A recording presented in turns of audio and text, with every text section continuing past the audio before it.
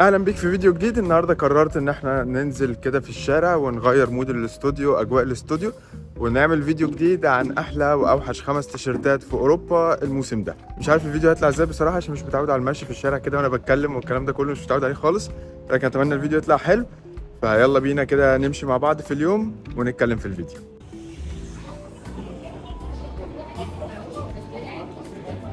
طلبنا الاكل قبل ما يجي. حابب افكرك بالاونلاين ستور بتاعنا اللي بنبيع فيه تيشيرتات مختلفه وجديده، وفي منها كتير قوي ما شفتهاش قبل كده. اللينك تحت في الديسكربشن، انزل وخش واعمل فولو. كمان عايز اعلن عن جيف اواي، اشترك فيها. اول ما نوصل 2000 سبسكرايبر هنعلن عن الكسبان. جيف اواي هتكون مفتوحه لاي حد جوه مصر وشغاله لحد ما نوصل ل 2000 سبسكرايبر. لينك الجيف اواي تحت في الديسكربشن. هيبقى مطلوب منك تشترك في كام حاجه كده، تخلصهم ويبقى انت كده اشتركت. تشترك في حاجات اكتر من المطلوبه فرصك هتزيد، فحاول تشترك فيها على قد ما تقدر في اكتر حاجات. وبس كده. هنبدا بالحلو، وهي بندل تيشيرتات مانشستر سيتي. التيشيرت الاساسيه والاحتياطي والتالتة. يمكن الاساسيه مش حلوه قوي، والسنه اللي فاتت كانت احلى بكتير، ولكن هي مش سيئه. ولكن الاحلى منها هي التيشيرت الاحتياطيه والتالتة. التيشيرت البيضاء اللي بتجيلنا بالياقه نبيتي كده، ولوجوهات بلون غريب كده مختلف، بسيطة ولكن شكلها مختلف قوي، ولما تشوفها كده تقول دي تيشيرت مانشستر سيتي السنة دي. التيشيرت الزرقاء اللي أول ما نزلت خطفت عيون الناس قوي، وخطفت عيون الناس اللي بتتفرج وعيون الناس الريفيورز والكولكتورز قوي. اللي جالنا باللون الأزرق وعليها زي صعقة كده، واللوجوهات بالبرتقاني الفاقع قوي اللي بارز قوي واللي باين قوي في التيشيرت دي. وزيادة عليهم الفونت، الاسم والرقم بتاع اللاعب بتاع الشامبيونز ليج اللي مختلف وحلو جدا بصراحة. تاني تيشيرت معانا تيشيرت مانشستر يونايتد الاحتياطي، اللي انا مش عارف ليه الناس مش عاجباها بصراحه. التيشيرت جالنا باللون الزيتي كده شويه، اللي بيرجعنا شويه لايام زمان، وخطوط رفيعه باللون الابيض اللي جواها خطوط رفيعه باللون الاحمر. 3 خطوط اساس باللون الابيض على الكتفين المتناسقين جدا مع الخطوط اللي في التيشيرت.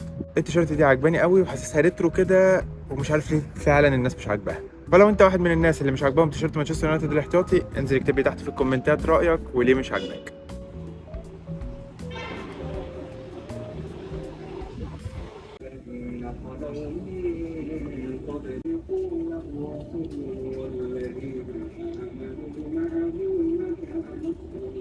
بعد كده تيشيرت انا مش عارف ازاي بصراحه ولا العرب ولا الاجانب اتكلموا عليها، وهي تيشيرت ويست هام يونايتد الثالثه للموسم ده. التيشيرت فعلا حلوه قوي، ومش عارف ازاي عدت على ناس كتيره قوي منهم اجانب وما اتكلموش عن التيشيرت دي.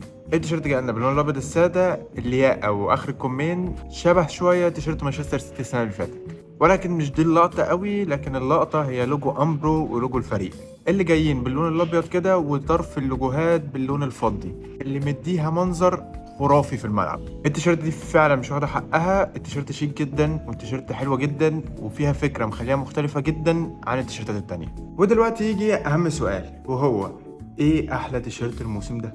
الاجابه بتكون صعبه، بالذات لما المنافسه تكون ما بين فريقين من نفس الشركه بنفس التمبلت والاختلافات بسيطه. فانا بالنسبه لي احلى تيشيرتين الموسم ده هي تيشيرت ارسنال الاساسيه وتيشيرت مدريد الاساسيه. كل واحده ليها مميزاتها، كل واحده ليها الحته بتاعتها والميزه بتاعتها. كل واحده ليها مميزاتها، كل واحده ليها الطابع الخاص بتاعها والشكل الخاص.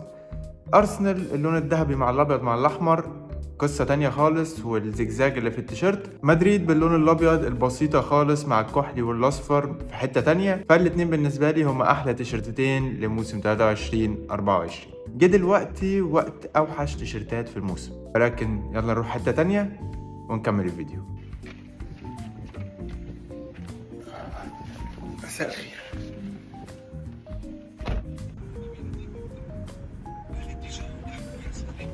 نيجي للأسوأ. الحقيقة إن كل سنة بيبقى فيه تيشيرتات وحشة كتيرة جدا، ولكن السنة دي على غير العادة التيشيرتات الوحشة قليلة شوية. أنا اخترت 4 تيشيرتات وحشين اللي هو أنا ما أقدرش أتعامل معاهم بصراحة ولا أفكر ألبسهم.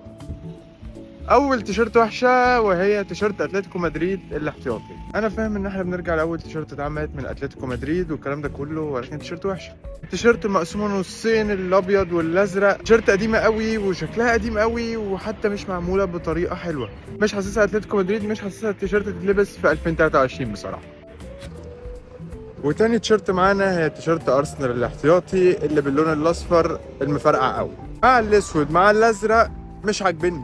ويمكن اللي اكتر مش عاجبني هو طريقه الخطوط اللي على التيشيرت باللون الاسود والنقط اللي في كل تيشيرت دي. النقط دي انا مش فاهمها ومش فاهم سببها، ويمكن النقط دي او الخطوط السوداء دي مضايقاني اكتر ما مضايقاني الالوان اللي هو ممكن يبقى مقبول شويه في تيشيرتات تانية، ولكن النقط والخطوط السوداء اللي رايحه جايه في التيشيرت دي مش حلوه خالص. بعد ما غيرنا وخلصنا اليوم جه وقت اخر تيشيرتين وحشين في الموسم. واول تيشيرت من التيشيرتين دول الحقيقه مش عارف ازاي الناس عاجباها، وهي تيشيرت يوفنتوس الاساسيه. طريقه خطوط التيشيرت السنه دي مع درجه الاصفر اللي محطوطه في التيشيرت وحشين جدا وبجد مش لايقين، والتيشيرت زحمه جدا ومش عارف ازاي الناس قادره اصلا ان هي تلبسها. اللوجوهات باللون بتاعها مع الخطوط الابيض والاسود اللي في التيشيرت اللي مش متناسقين وكتار قوي مع اللوجو جيب في النص، الدنيا زحمه جدا. وحتى لما تشوف اللعيبه لابساها تحس ان هو في حاجه غلط، يعني في حاجه مش مظبوطه في التيشيرت دي. وبكل جدارة أوحش تيشيرت الموسم ده وهي تيشيرت انتر البرتقاني الاحتياطي أو التالتة مش فاكر. أنا متفهم ومقتنع إن التيشيرت دي بترجع الماضي وبترجع تيشيرت للماضي، ولكن درجة لون البرتقاني وحشة ونقطة، مش هتناقش عشان هي وحشة ومشجعين انتر نفسهم عارفين إن هي وحشة. واخر حاجه لازم تعملها ان انت تعمل سبسكرايب للقناه ولايك للفيديو ده وتنزل تشترك في الجيف اواي عشان ممكن تبقى واحد من الكسبانين. شكرا انك شفت الفيديو، فيديو مختلف ولذيذ كده. اشوفك الفيديو الجاي، سلام.